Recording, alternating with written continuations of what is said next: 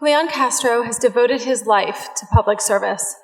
From his activist childhood in San Antonio, accompanying his mother to rallies and protests, through his time as the influential mayor of San Antonio, his dynamic appearance as the keynote speaker at the Democratic National Convention, and of course, as Secretary of Housing and Urban Development. Julián's career has been dedicated to fairness and integrity for all citizens. In his inspirational new memoir, he shows us the hardships and the triumphs of his life story through his own eyes and demands we look forward to an uncertain future that calls for a new level of political engagement from all of us. Tonight, Secretary Castro will be in conversation with Jonathan Allen. Jonathan has devoted his life to a different kind of public service, journalism, which is also, as we know, vital to a healthy democracy. Jonathan is a national political reporter for NBC Digital and the author of several best-selling books, including Shattered and HRC. Please help me welcome Jonathan Allen and Secretary Julián Castro.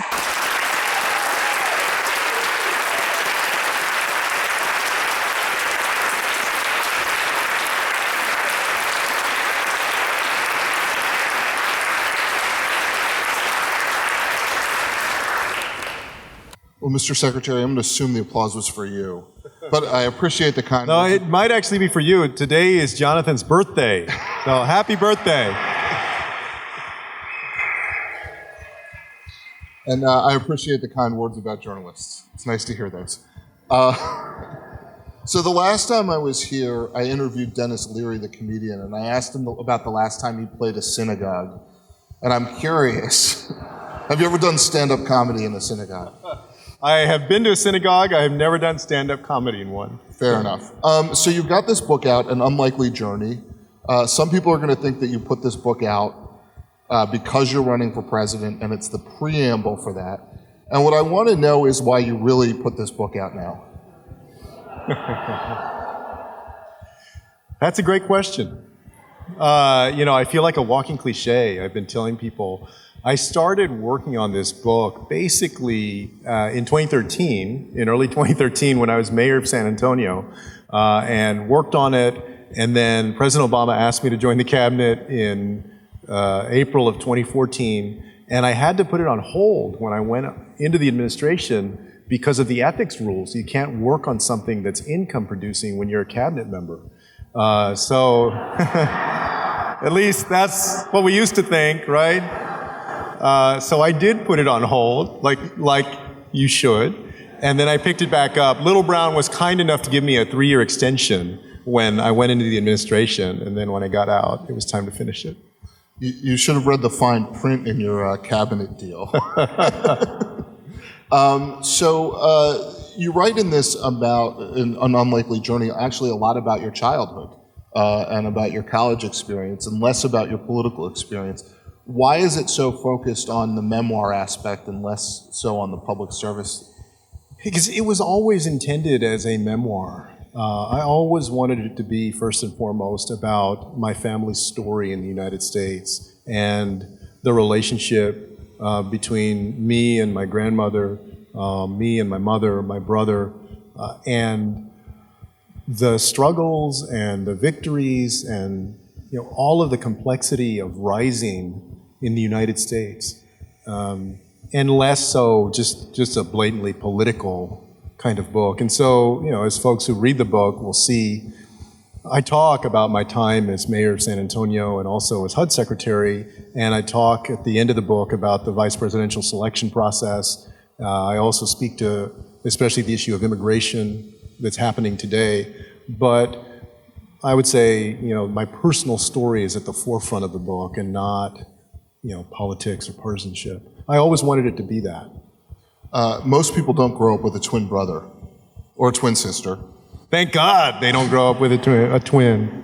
What is how do you think that's affected your life, having somebody who's the same age, a lot of the same genetic material, obviously, to compare and contrast yourself with? Because you get into a little bit of that in the book. Oh yeah, in fact, that was some of the most fun that I had, was writing about the relationship between Joaquín and me. Folks, I imagine many of y'all have been in the room when my brother is speaking.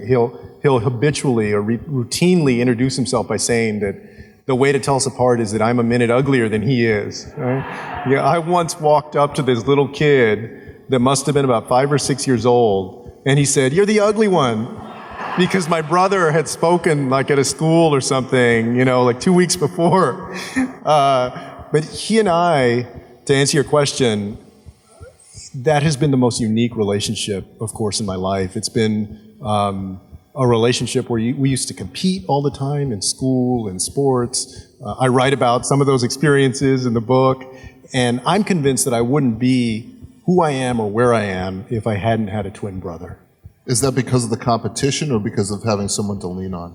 Both of those things. I think the competition made both of us better at school. It was a way to focus your energy, and it was almost, I guess the way that I would describe it, and for those of y'all that are twins, or maybe there's some parents of twins, hopefully not like a brother or sister of twins, because then you were probably the odd person out of the relationship, but it's almost like you constantly have to look over your shoulder all the time. Because you look like the other person, people see you as a package deal with the other person, right? You basically have the same identity as your twin brother or twin sister. If you are a twin, there was a constant underlying, I wouldn't say anxiety, but awareness of the competition that, at the time, when we were going through it, I don't know if it was necessarily a positive experience, but I think overall it made me better at school. And it also, interestingly, for politics, it made me kind of, like, competition is not, I almost expect that, I got used to that, basically. You're able to put on your game face. Yeah. The other thing is that one of the beauties of growing up, just like there are a lot of folks when they're a teenager, for instance, when you're 15, that your relationship with your parents is very different than when you're 35, right? Like, you rebel against your parents, and then maybe by the time you're 22 or 23, you start to realize, as everybody says, the wisdom that they're suddenly wise again and they have something to offer and guide you with. One of the beauties of my relationship with my brother as we've gotten older and matured is that competition turned into kind of a genuine support for each other and a genuine collaboration with each other, especially in public service. You write so fondly about your grandmother and about what I think most people would read as an American dream story. Your grandmother was an immigrant, an orphan, brought to this country by Americans, I believe, who had adopted her, if I get that right. You go to Stanford, you go to Harvard, you run for the city council, for mayor, ultimately become HUD secretary, or maybe not ultimately, but at least somewhere along the way. But the subtitle of your book is Waking Up from My American Dream. Why are you waking up from your American dream? Yeah, a lot of people have asked about that. Why is the subtitle Waking Up from My American Dream? And that subtitle speaks to what each generation in my family found out here in America. My grandmother came to the United States from Mexico when she was 7 with her younger sister in 1922. And they were from the state of Coahuila, which is right along the border with the United States, and came through Eagle Pass, Texas, ended up on the west side of San Antonio. She came at a time when you could still find in storefront windows signs that read, "No Negroes, Mexicans, or dogs allowed." And she got pulled out of school before she finished elementary, and because of that, she worked as a maid, a cook, and a babysitter for her entire career. And then my mother kind of rebelled against the strict Catholic upbringing that she had had, and she wanted to strike out on her own. She was the first one to graduate from high school and then go on to college. She got involved in the Young Democrats and then got involved in the old Chicano movement, the Mexican-American civil rights movement of the late 1960s and early 70s, and was trying to push that community to progress, along with a lot of other activists, of course, of that time. She was a child of the 60s, basically.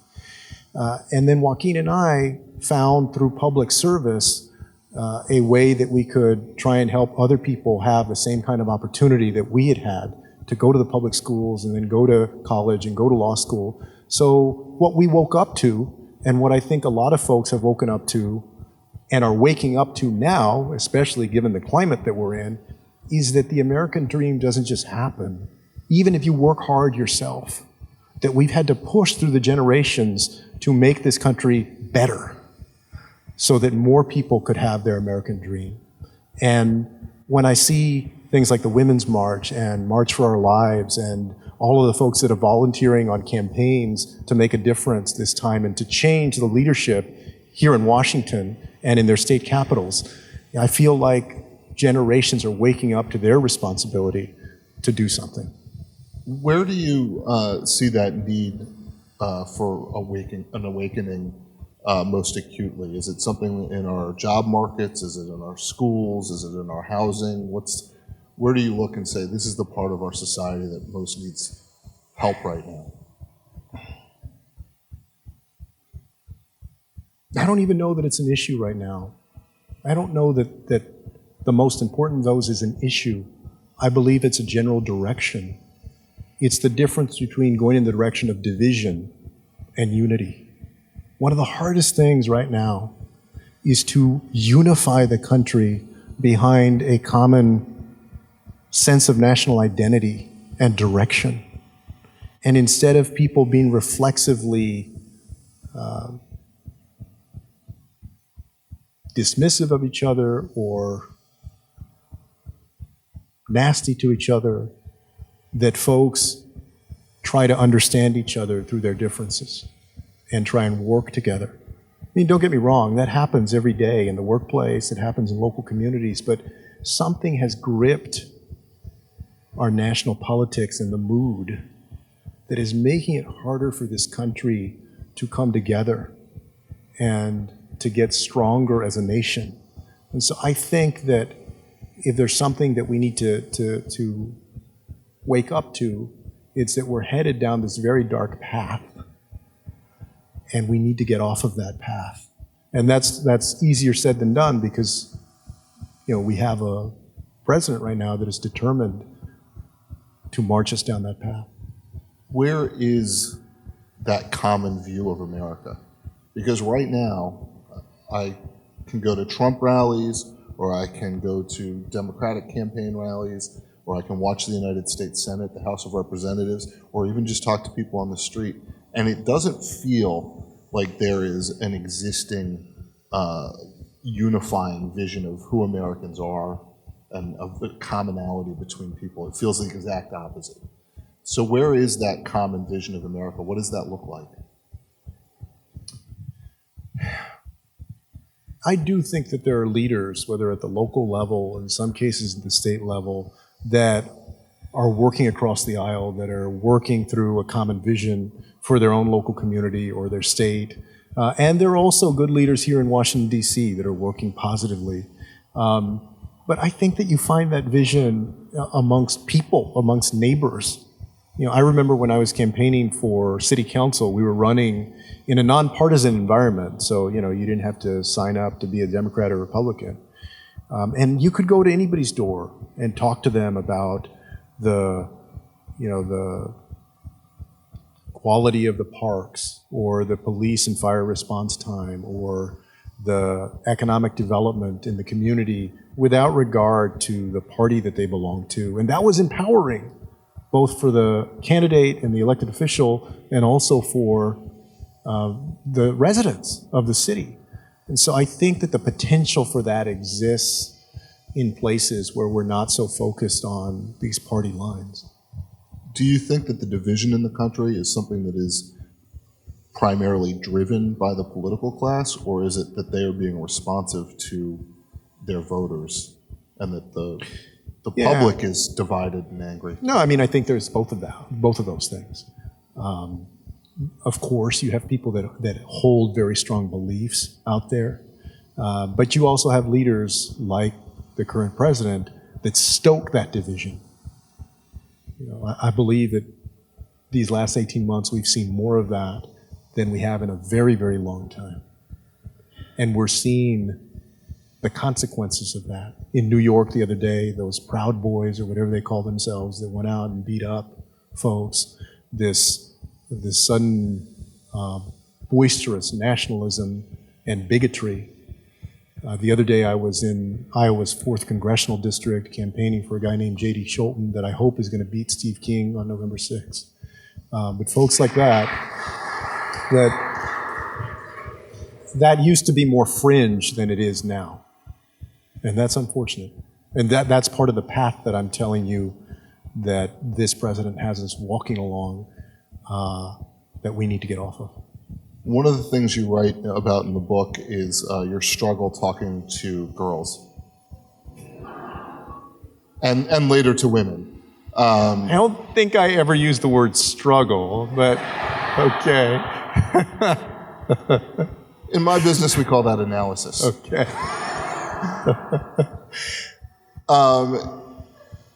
And you write about learning from your brother in one particular instance when there was a young girl that you wanted to date. You had a friend ask her out, and she said no in front of Yes. That was one of the most fun things to write about. Thank you for asking about it. But what I want to ask about is sort of how you met your wife. You write in the book that you'd seen her in a bar or a restaurant, or I don't. Yeah, it was like a bar restaurant. Yeah. I was trying to, cover up a little. So, and then you didn't talk to her, and then a friend of yours got her number for you, and he dated somebody that she'd known or something, and you go to call her, but before you call her, you start taking notes and sketching out a script. He's making me sound like the coolest guy in the world right now, right? Yeah, so... But what I want to know is what does this tell us about Julián Castro today? That the woman that you ended up marrying is somebody you started sketching out a script to talk to on the phone. So what should that tell us about you? Probably that I was nervous about calling her. So I met Erica on, I want to say it was May 20th, 1999.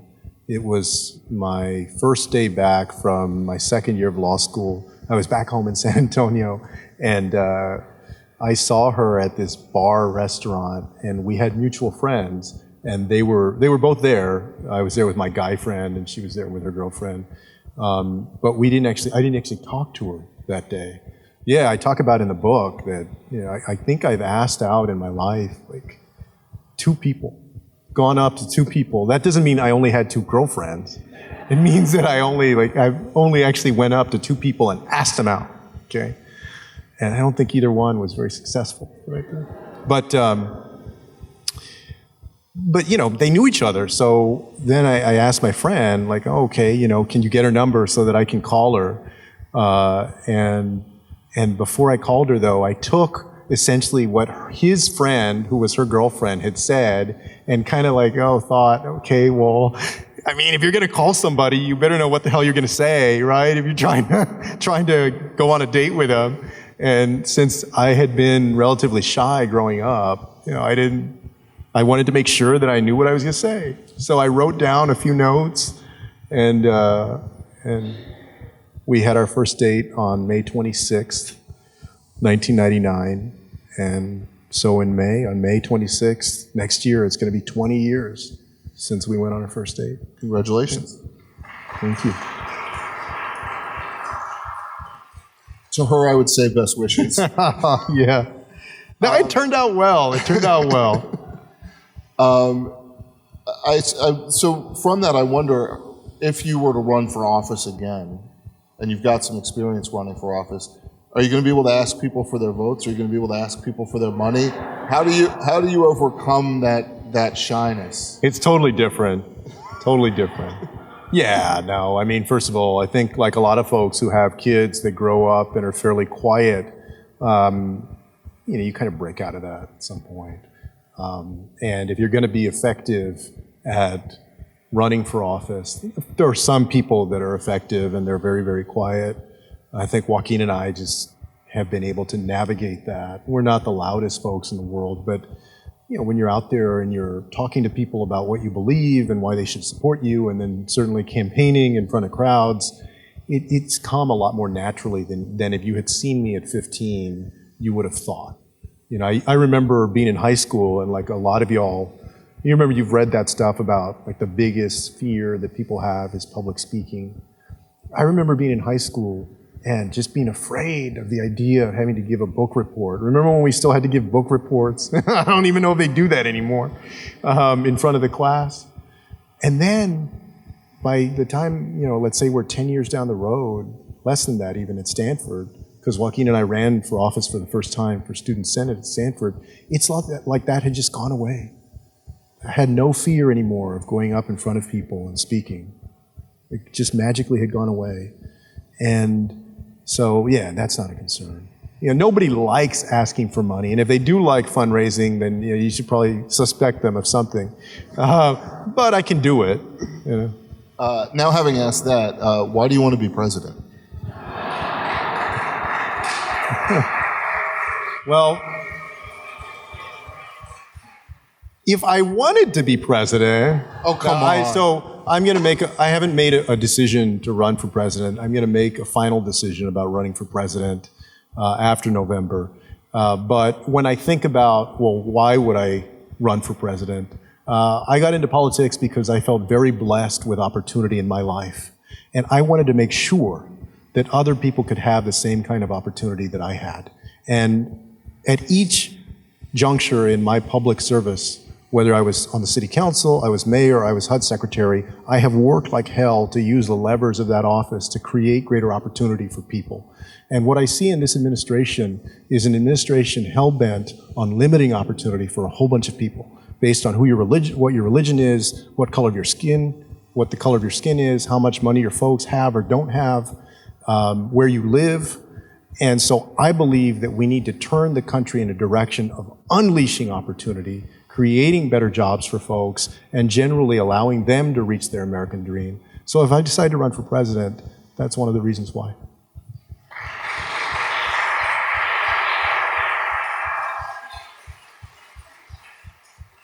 What do you think when you listen to the president at his campaign rallies? I'm not sure you watch all of them, but I'm sure you've gotten a touch of this, or even at public events where he talks about an unemployment rate of 3.7%, where he talks about lowest African American unemployment rate, the lowest Hispanic unemployment rate, and I think if I'm paraphrasing him correctly, the lowest unemployment rate among women in 57 years. You look at a 4.1% growth in the last quarter. You say you want to unleash opportunities. What do you think when you hear him say he is unleashing opportunities? No, what I say is that thank you, Barack Obama.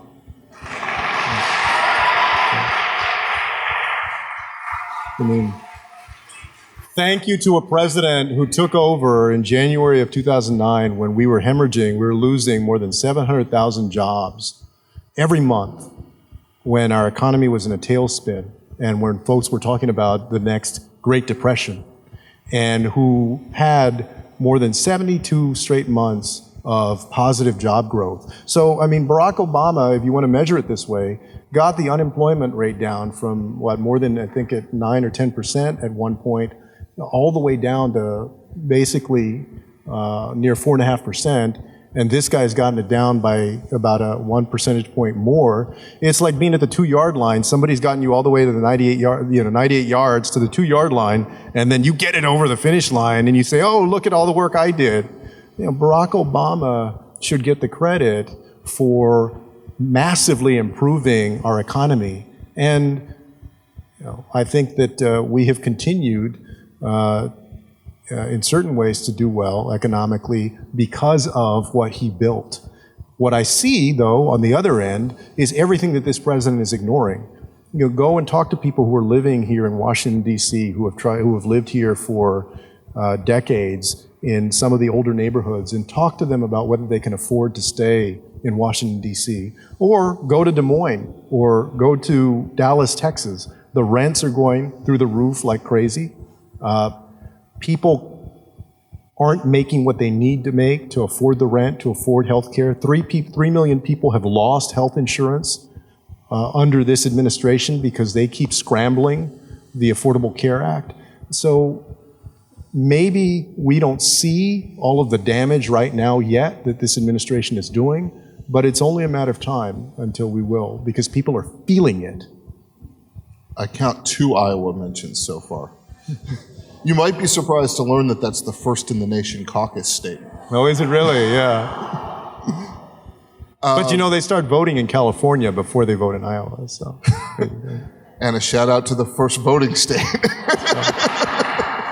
Well, that would be New Hampshire, but you know.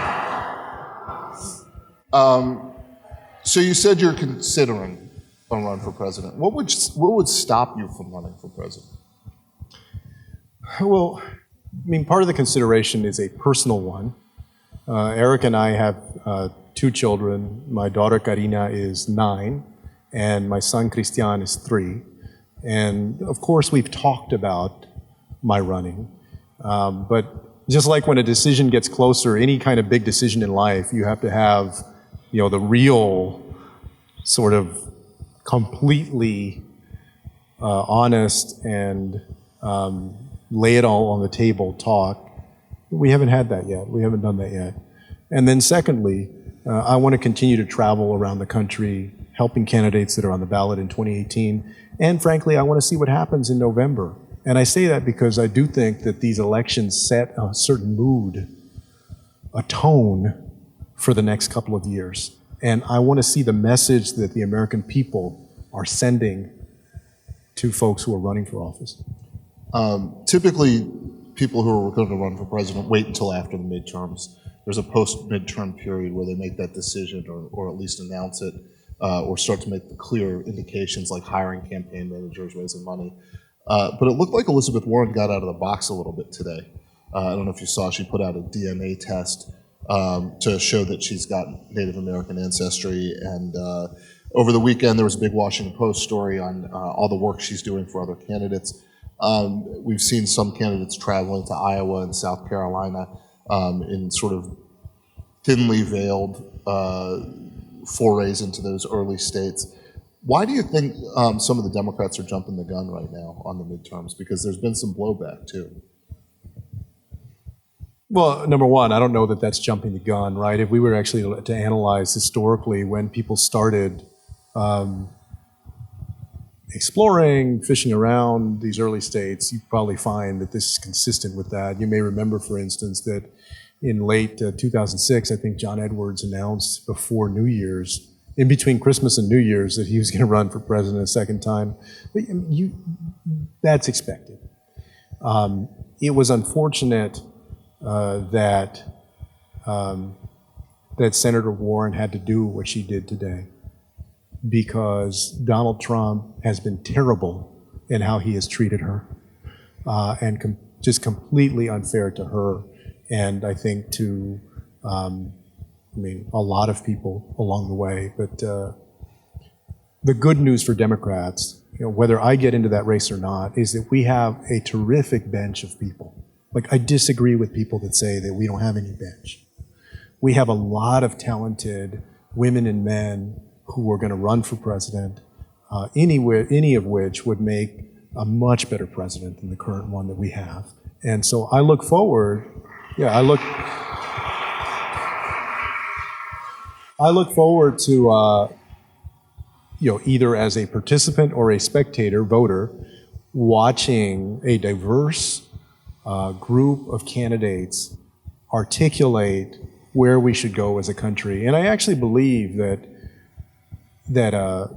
having a crowded field in 2020 is something that the Democratic Party needs. It's going to be cathartic coming out of the last election cycle, where there was a lot of bitterness. One way to heal that is to make sure that everybody has their say. People feel like they're hearing from people across the spectrum. There are tons of debates, and I think that's where we're headed. What did you learn from the loss in 2016? What should Democrats learn on a tactical and strategic level? Like, get outside the message, I think, for a minute, or even the policies of the party. But I think there are a lot of Democrats who look at the 2016 election as a blown opportunity and want to see their party do a little more or do a little better. What do you take out of that and say, this is where we need to go, or how we need to think to win the presidency back? Well, a couple of things. Number one, we pull back. It was always going to be a challenge to win a third term. People can't forget that. The other thing they can't forget is that Hillary won 2.8 million more votes than Donald Trump. Having said that, of course, I think anybody, including the candidate on the campaign, would say there are things that could have been done better, sharper on the campaign trail. We lost Michigan, Wisconsin, and Pennsylvania collectively by less than 80,000 votes. And although I do think in Pennsylvania, I know there was a lot of activity there, the question is, okay, could more have been done in states like Wisconsin and Michigan? So one lesson there is, make sure that you run through the finish line completely, even in these states where it looks like historically you're going to be okay. I think we're going to be in good shape to pick up those states. Folks may have seen the announcement from Ford the other day about how hard hit they have been by this erratic trade war that Trump is engaged in, how the tariffs have hit him. That's going to cost employees. In Iowa, the farmers are talking about how bad his policies have been for them. So when you think about Michigan, Wisconsin, Ohio, Iowa, I think in these midterms, we're going to do a lot better than we did in 2016. I also believe that the future of the Democratic Party runs through the 78 electoral votes of Arizona, Texas, and Florida. That is the future. That, in 2016, we were only 3.5 points away in Arizona. That was the best showing since 1996. In Texas, we were 9 points away, although Beto O'Rourke's going to beat Ted Cruz, so we're going to, we're going to have a good showing in November. But that 9 points was the closest that we'd had since 1996. And then in Florida, that thing is always within 1.5 points, and it was in 2016. Right now, that's worth 78 electoral votes. If we get a proper census, that's going to probably be worth, between 81 and 83 electoral votes. And so we have to continue to work like crazy to get back what we lost in 2016 and then build that future of Arizona, Texas, and Florida. In the short term, though, because obviously it takes a long time for the census to catch up, population changes take a while, even if they're fast. In the short term, you're looking at flipping those Midwestern states. What do you have to do that? Is it simply to not beat Trump? No, you need to have a positive vision for the future, a strong positive vision for the future that speaks to all of the issues that people care about, creating jobs and prosperity, of course, these issues of trade, but also issues about infrastructure and those things that affect people's daily lives. And again, these were states, these 3 states, where it was razor thin. It was very close. And there were folks who may have voted third party or voted sometimes for Donald Trump because they were throwing the middle finger at Washington, or the system, and they wanted somebody to come and shake it up. But what they found out is that, you can shake things up in a good way or you can shake things up in a bad way, and he's shaking things up in a very bad way. You mentioned immigration before, and you write a little bit about it in the book. There has been, almost as long as I've been covering Washington, definitely going back to the mid-2000s, efforts to come up with a so-called comprehensive immigration law. Those have failed. The Senate passed one most recently, but back when Senator Obama was senator, there were failures with the Democratic Congress and a Republican president who wanted to get done. What has to change to get an immigration policy that satisfies the desires of the broad middle of the United States, right? That does have border protection, because that's always been an element that has been part of this discussion. That does have some sort of legalization or path to citizenship, and also deals with temporary workers in an updated way. Well, the blueprint is there. In 2013, we got 68 votes in the Senate for it, and it would have passed in the House if Speaker Boehner had allowed a vote on the House floor. So you have the blueprint there, and I believe that that's still a strong foundation to build off of. What it takes is leaders in Washington that are more sober about the issue. It takes a leader in the White House that is not trying to pit people against each other and use undocumented immigrants as a boogeyman and scapegoat. And also it's going to take a strong political backlash, a message this November. Like if we get past November and if Democrats were to take back the House and take back the Senate, then I believe that we could get some sort of comprehensive immigration reform legislation through. And then the question would be whether the president is willing to sign that or not. I don't hold out great hope that Donald Trump as president would sign something like that. But Donald Trump's not always going to be president.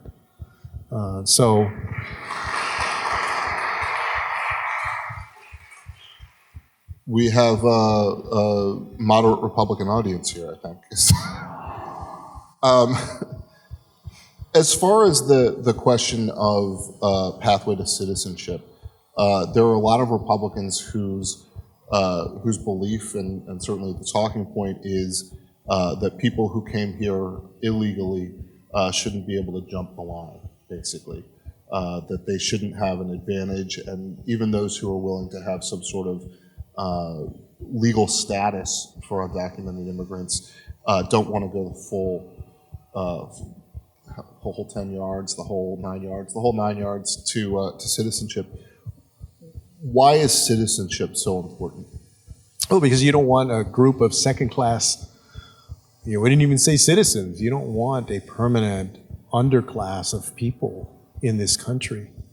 You want folks to be able to work toward becoming a full citizen of the United States.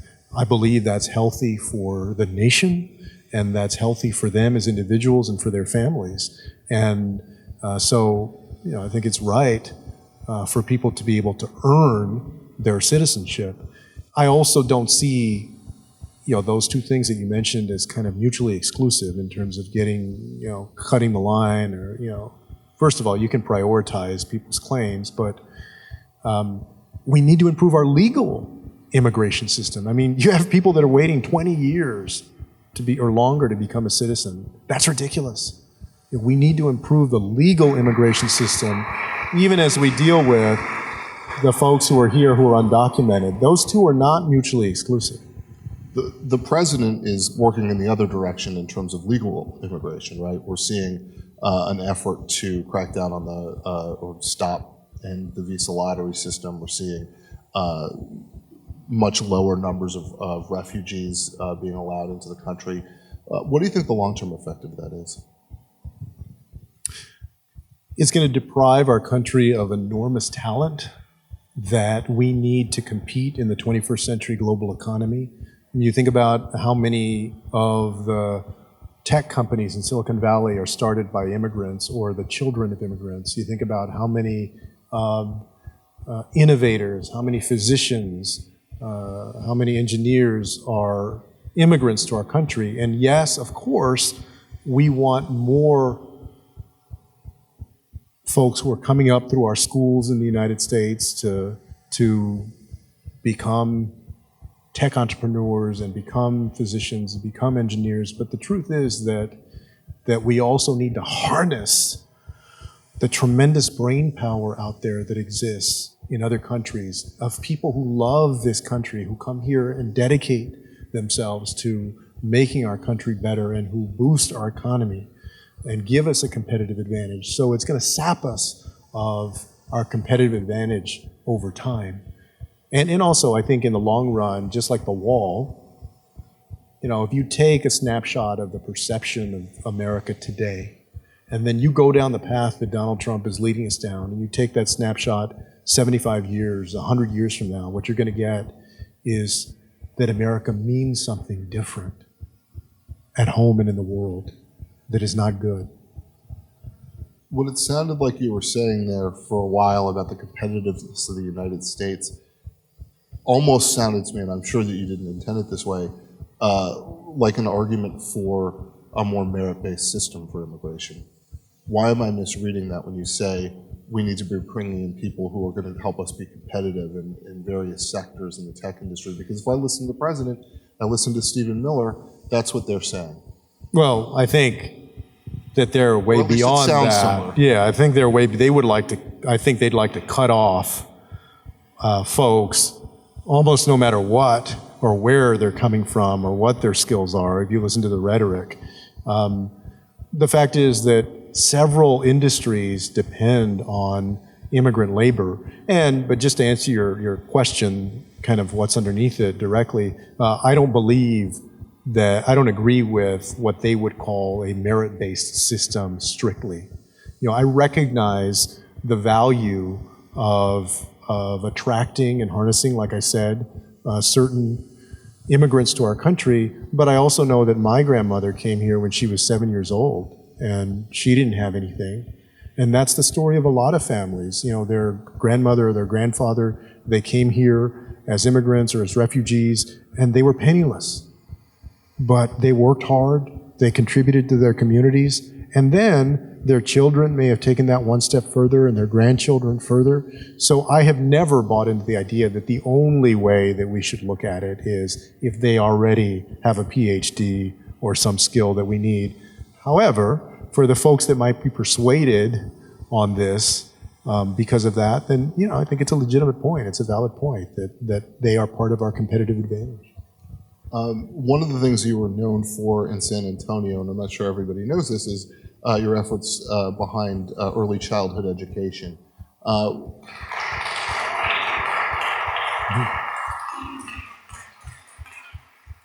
What are the impediments to that across the country? I mean, if you go to different places across the country, you go to Washington, D.C., you may be able to get your 3-year-old into school, you go somewhere else.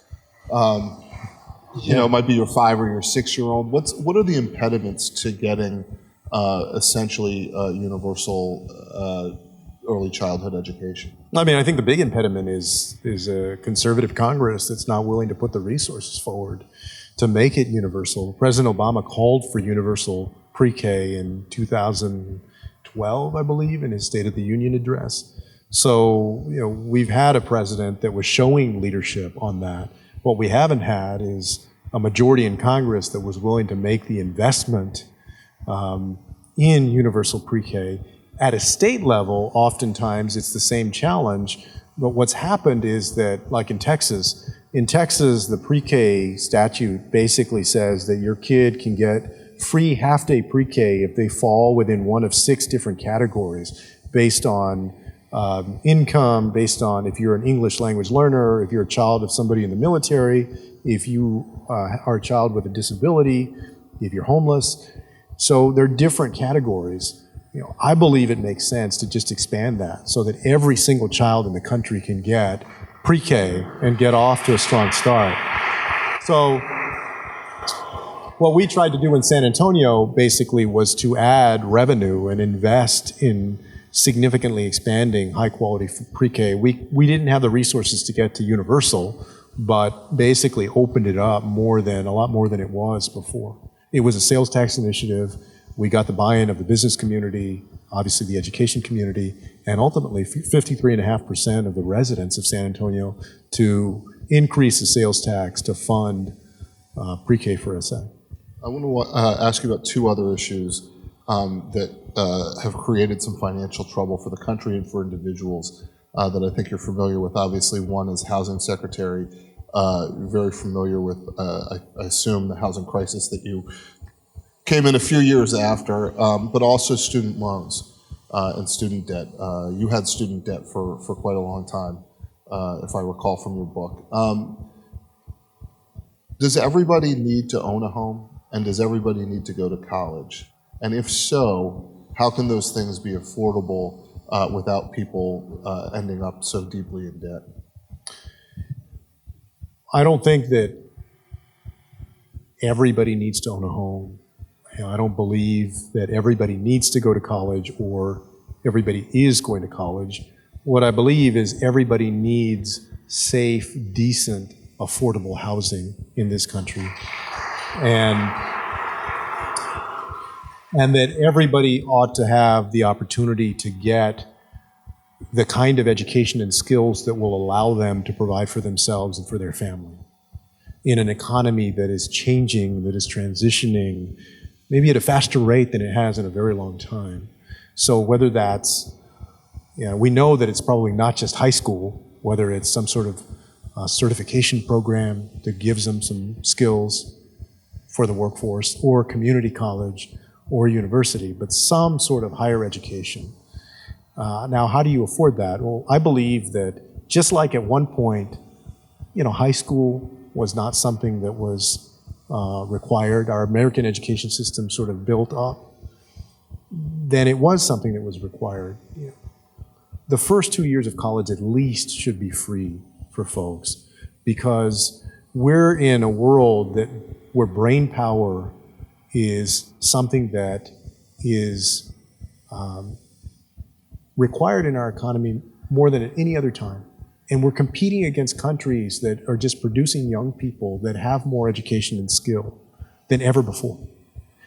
And so that means that the next 2 years of education, or at least a certification program, shouldn't be seen as an add-on anymore.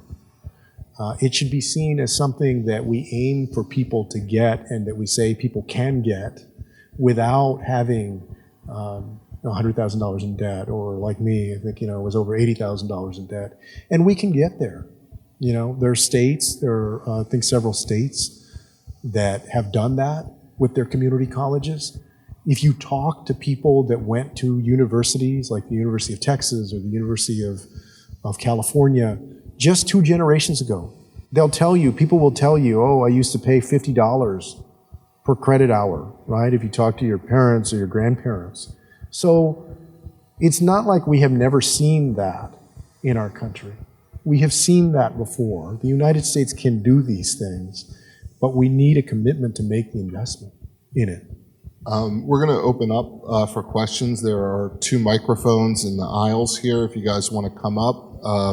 I'm going to ask you one last one as people take a line, which is, if I see a campaign sticker or a lawn sign and it says Castro on one side, who's on the other? What's the ticket look like? Castro and Castro, obviously.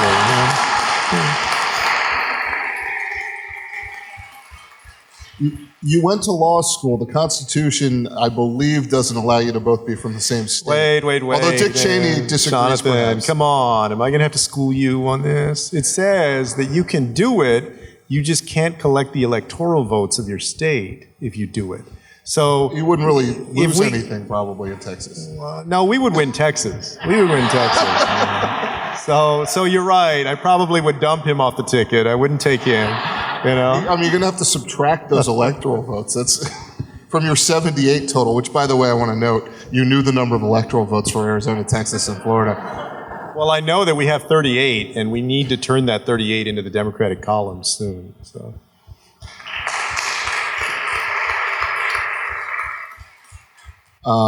Sir, you were first up. Secretary Castro, thank you so much for your words. I'm a college student here in the Washington, D.C. area, and I'm very much enjoying reading the book. In the book, I read about the Civil Rights Summit, the summit to commemorate the 50th anniversary of the Civil Rights Act of 1964, hosted by the Lyndon Baines Johnson Presidential Library and Museum in Austin, Texas. And my question is, what would you say are some of the most significant ways that both the conference and spending time at the Johnson Library has impacted your thoughts about public service and your policy views? Yeah, thank you very much for the question. In the book, I write about this fantastic summit that was held in 2014 that I attended, and that was held at the LBJ Library, where President Obama spoke, former President Clinton spoke, John Lewis spoke.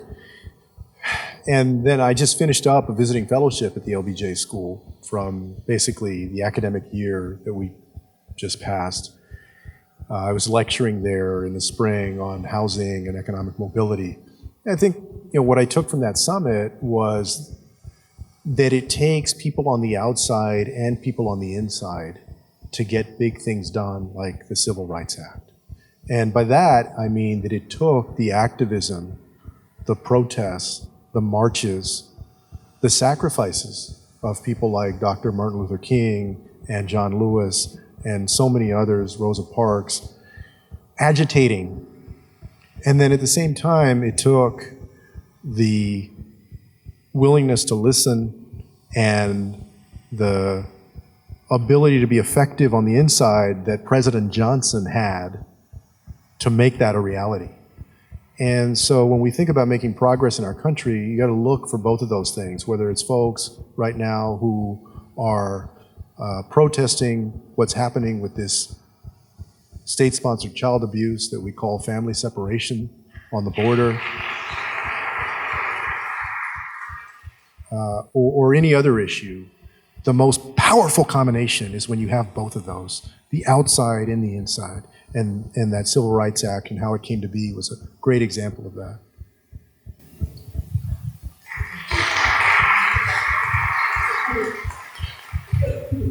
Hi, thanks for being here.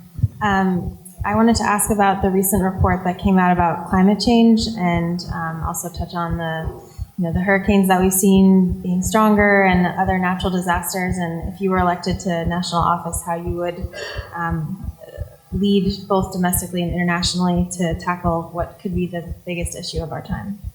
Yeah, I was proud of President Obama and his leadership and taking climate change seriously and helping to lead a delegation to the Paris Climate Accords that set a groundbreaking aspiration for our country. Very proud also of a lot of the local officials and the state officials that even when this administration announced that they would withdraw, said, you know what, no, we're going to actually fulfill those obligations. We need to go even further. When I was mayor of San Antonio, I had a seat, board seat on a public utility because we had a municipally owned utility, and we began to transition it into more renewables. And also at City Hall to embrace things like electric vehicles and do what we could to reduce our energy footprint, our carbon footprint. We need to continue to do that. And states and local governments play an especially important role because the federal government is not demonstrating leadership right now. A good example of this is the difference between Andrew Gillum, who's running for mayor of Florida, and Ron DeSantis. And, Rick Scott basically makes sure that his state government has an allergic reaction if you use the words climate change. Look what just happened down there in Florida with Hurricane Michael that they said was the strongest storm to hit in I don't know how many years, but decades. Now we know that not every storm you can directly chalk up to climate change, but the scientists tell us that it is having an effect on the frequency and the strength of these storms, and we need to take it seriously. So if I decide to run and if I were president, then we need to undo the bad stuff that has been done over these last couple of years and then move forward boldly. Okay. Yeah. Hi, Secretary. I think child advocacy is often a thankless job, but you have stuck your neck out, as you mentioned, family separation, and really shed light on the terrible things that are happening to children and their families who are already vulnerable at our borders under this administration. So thank you for that. Sure. Can you say a little bit about why you've chosen to do that? And in the book, I talk about my grandmother's experience, of coming over here as someone who lost her parents, separated from her parents because her mother was about to pass away. She was sick. And early on, I talk about that even in her 70s, when she was an old woman, and she was a grandmother with us there, 9 or 10 years old, that she would cry and talk about not getting to see her mom, not really getting to say goodbye to her mother. And the way that impacted her, it tore her up, even as an old woman. And that was very different from the context that we're dealing with now. But I can just imagine at a human level what these children who haven't seen their mother or their father are dealing with. And y'all remember that audio tape that came out with the girl that kept crying out for her father. And so I believe what's happened is an abuse of human rights down there. And so all of us should be motivated to turn that around. And I'm disgusted that we've read in the last couple of days that the administration is thinking about restarting that separation policy. And I'm proud of all of the activism to push back on that. I hope that that'll continue. Okay. So, Hi, Secretary Castro, thank you for speaking to us here tonight. And as a local native of the Alamo Heights area of San Antonio, thank you also for your leadership in San Antonio. I know we have some other San Antonians in the house tonight, I'm sure. Yeah. I'm a graduate of public policy school, and I flirted with the idea of running for public office myself, but one thing that definitely scares me off of doing so is the financial instability that comes with running for office. And coming from San Antonio, I also know that even if you win and get the office of mayor, then your salary is still pretty comical in comparison to jobs you could have in big law. That being the case, I was wondering if you could speak to how you overcame the big hurdle of financial instability that comes with running for and holding public office. Yeah, you're right. Well, I talked about that. In the book, I write about my experience. I went back, I got a job at Aiken Gump, and I worked out a deal with them to basically get 3/4 of the salary for 3/4 of the time. And I think I was still making good money. I mean, I was making $75,000 back then. I was making good money.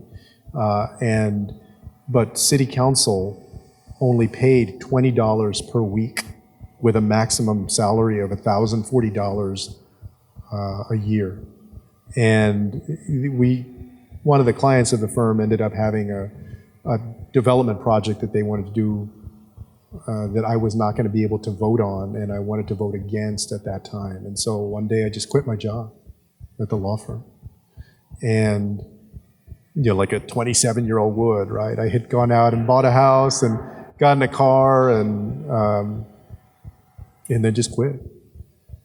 And my brother and I started our own little law firm, and my house almost went into foreclosure. We're kind of struggling, but I had an advantage there too, right? Because I had gone to Harvard Law School. I could kind of make things work. Eventually I was able to make things work. I started working for a smaller law firm. But that policy that they had of only paying $1,000 a year was terrible policy for anybody that couldn't manage that. A lot fewer women during those years served on city council. We only had one female mayor. We didn't have that many female council members, all things considered.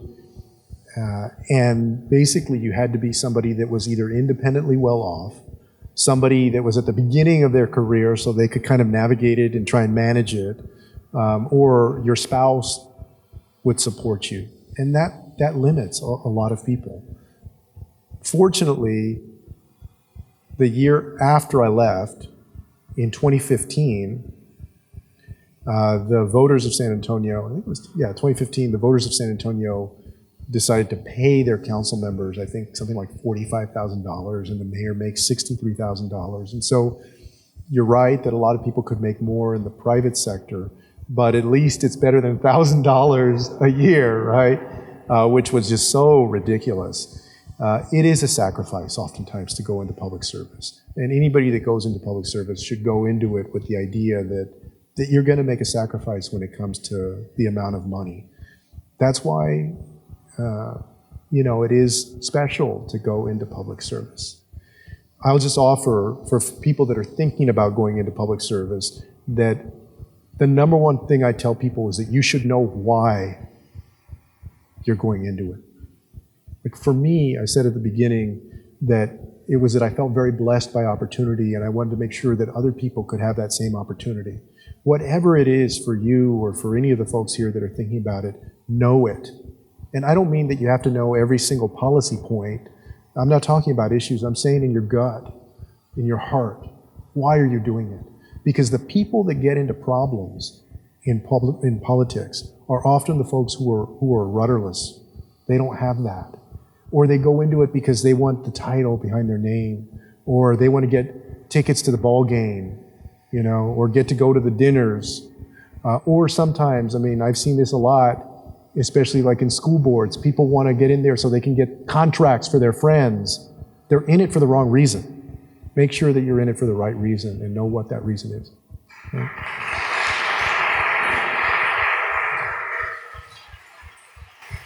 We'll take these last 4 questions. Hi, good evening, Secretary Castro. My name is Devin. I'm from San Francisco, California, one of the few African Americans who still live there today because of displacement of the community. I want to congratulate you on becoming the co-chair of the New Leaders Council. I'm an alumni of New Leaders Council San Francisco, and my question is around millennial engagement, actually. There are a number of studies that have shown that Congress doesn't look like me. Congress doesn't look young. Congress doesn't look black. Congress is not LGBT. And I believe in this thing called reflective democracy. And that means that not only does Congress need to represent the people it looks like, but also the people who work for Congress members should represent the people, including in their campaigns. I'm wondering what your ideas are around diversity on political campaigns, and that includes solutions that have been proposed around the Rooney Rule, right, which says that, you know, when you have top 3 people, there should be at least 1 person of color that should be considered. These solutions have been great solutions, but they haven't worked, right? Because what we see is 95% of the Senate is white men, and what we see is that a large number of the Senate and Congress, the folks who work, don't look like me. I would love to know if you run for president. First of all, I want you to. But second of all, if you don't run for president, if you don't run for president, if you ran for governor of Texas, or if you decided to rerun for San Antonio mayor, how are you going to make the commitment and the promise to me and to folks today to ensure that your campaign will be diverse? It's a great question. Thank you for the question. One of the things that I was so impressed by in the Obama administration was its commitment to a diverse workforce, including diversity at the top. And it's that spirit that I take with me of seeing how dogged they were to make sure that that happens. And it's been fascinating to watch what's happening in campaigns. Now we have at least a couple of unions for campaign workers, which I think is a good idea, because these campaign workers end up working hours upon hours, and you know, probably some of them working for less than the minimum wage, the amount of hours that people work. That's a good idea. And ways that we can make sure that the campaign staffs are diverse. And then, maybe even more importantly, as you alluded to, that the staffs where policy is made at City Hall, at state governments, and on Capitol Hill, that they are diverse too. It starts with a commitment from the candidate. You know, I have been committed to that throughout my time in public service, and I'll remain committed to it. And it emanates from there. I believe for Democrats in 2020, given what we've seen, especially over the last 18 months, and this sharp knowledge that we have that there's a different way, a more inclusive way to lead this country, that you're going to have many of the candidates make sure that they are inclusive, that their campaign staffs reflect the diversity of America, and that they can harness the best ideas about our future because they're taking from people of so many different backgrounds. And so, I absolutely commit on my end, if I decide to run, to making sure that we have a diverse campaign staff. Thank you.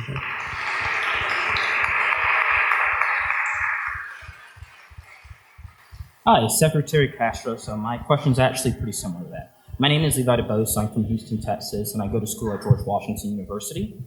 And go Colonials. I know a lot of my friends who are really concerned about youth voter turnout in this election, me included.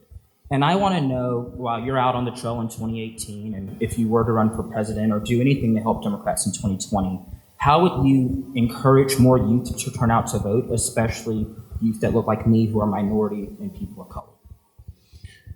First of all, we need to be in the neighborhoods. We need to be where people are. And candidates and campaigns have a tremendous responsibility to do that kind of outreach.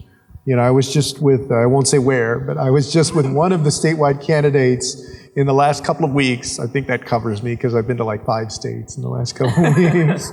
And they were saying that they were the only... Primary or caucus state? Been to a couple of caucus states. They were saying that theirs was the only campaign that had outreach directors to the LGBTQ community, to different people of color and so forth. So we still, even with statewide campaigns, a lot of times haven't reached the level where folks are being outreached to. We need to improve that. But more than anything else, it can't be just the campaigns. It has to be a constant effort, an undertaking that is 24/7, 365 days a year, whether there's an election that's 3 months away or not. And my hope is that these folks in the Democracy Alliance and others that fund efforts like this will scale up those kinds of efforts. In the Latino community, especially in a state like Texas, we have terrible voter turnout, right? I mean, basically the turnout of Latinos is about 47%, and for Asian Americans, it's about similar. So among the 2 fastest growing groups, you have similarly very low turnout. Well, that's not going to turn around for any one campaign or candidate.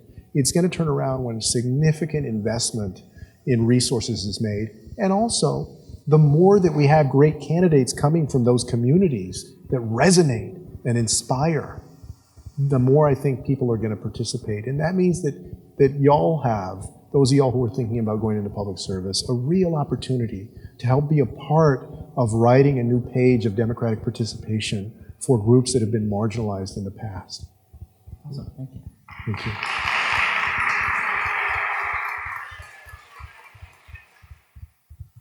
Mr. Secretary, I found so much of what you said so impressive, and you seem to be a very, very sound and very attractive potential candidate. And I would say that I'm concerned that we need today leadership on climate change, really solid leadership. You didn't mention that in your beginning presentation prior to these questions and answers. Your answer was adequate in response, I thought, and positive to the question that has been asked. But we've had one party affirmatively misleading the nation for 40 years now.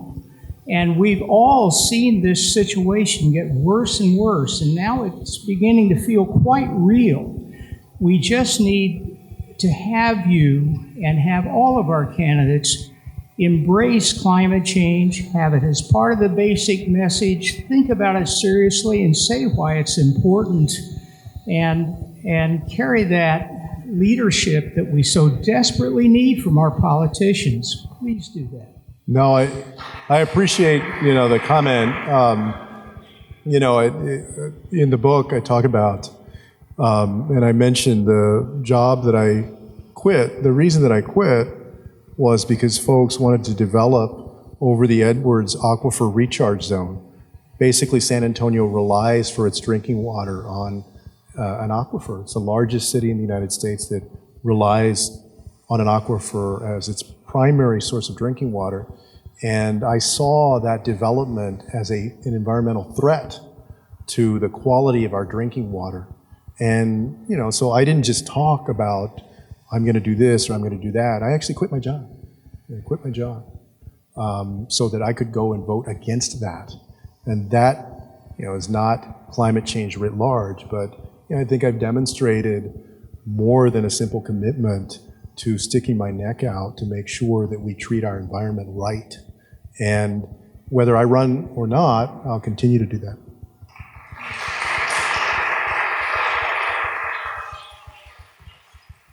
Hello, Secretary Castro. My background is quite similar to yours. I'm a second-generation Chicana from a border state, and my grandmother came here. Which state are you from? California, Kern County. My grandmother came here 102 years ago as a little girl, and my family has been here ever since. I have a lot of siblings and aunts and uncles and tons of cousins. And like many people in the Chicano or Latino community, some of them can be quite conservative. They are very committed to their religious beliefs, and they are very committed to their careers in law enforcement, which they feel has given their families economic opportunity and structure to their communities. And although they appreciate the immigrant background that our family has, their religious views and their views on law enforcement, they feel that there's a better home for those beliefs in the Republican Party, and they can be quite strong supporters of President Trump. So my question for you is, how can the Democratic Party reach out to them? How can I reach out to them? What do I say to them at the dinner table?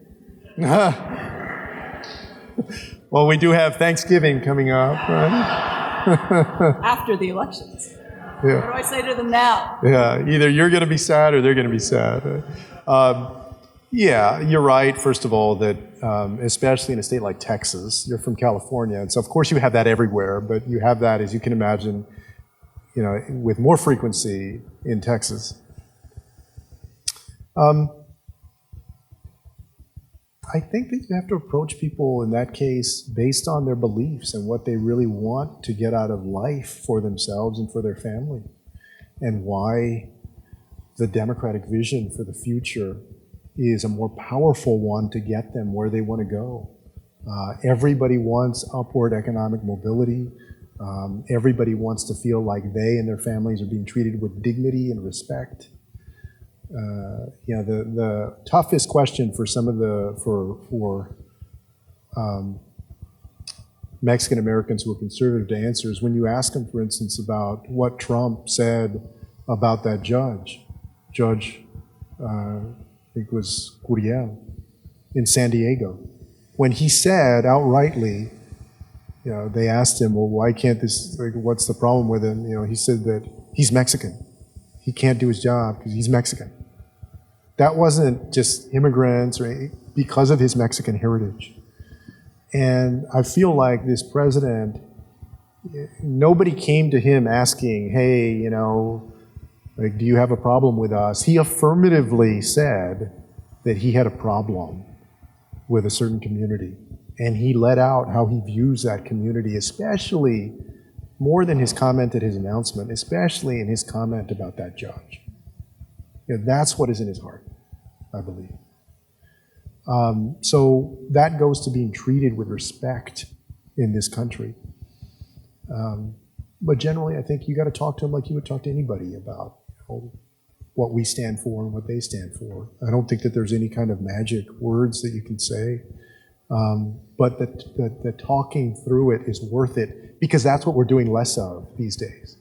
People are engaging in that dialogue less, I think, because, you know, it gets so toxic and they just don't want to do it. I think we're better off the more we do it, not by holding back.